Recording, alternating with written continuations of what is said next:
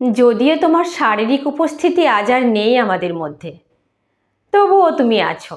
তোমার আত্মা, তোমার সৃষ্টি আছে সমস্ত পৃথিবী জুড়ে, আমাদের মনে। জানো রবি ঠাকুর, মাঝে মাঝে তোমাকে দেখতে খুব স্বাদ হয়।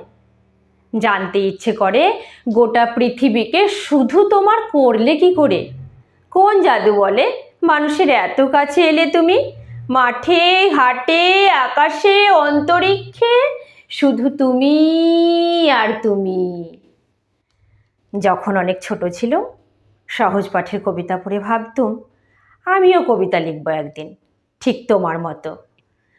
নৌকাযাত্রা পড়ে মনে হতো কোন দূরে পৌঁছে গেছি আমি।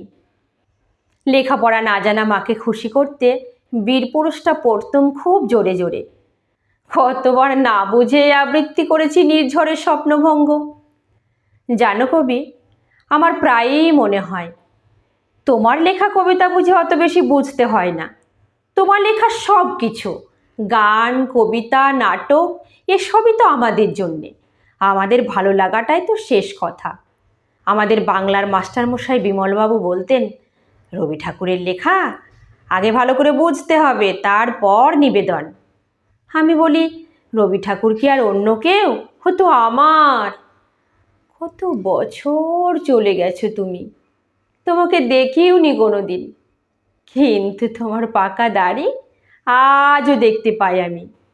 মনের অজান্তে কোনো ক্লান্ত বিকেলে দূরে স্টেশন ছাড়িয়ে গাঁয়ের পথে ফিরতে ফিরতে যখন গেয়ে উঠি, বড় আশা করে এসেছি গো কাছে ডেকে লও।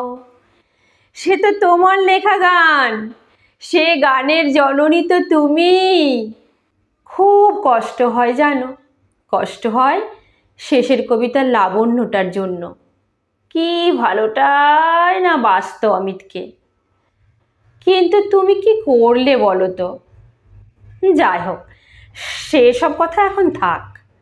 এখন আমার কষ্ট হয় শুধু তোমার জন্য। তুমি যদি আর একবার আসতে এই পৃথিবীতে, তাহলে দেখতে কি কাণ্ডটাই না হচ্ছে তোমাকে ঘিরে।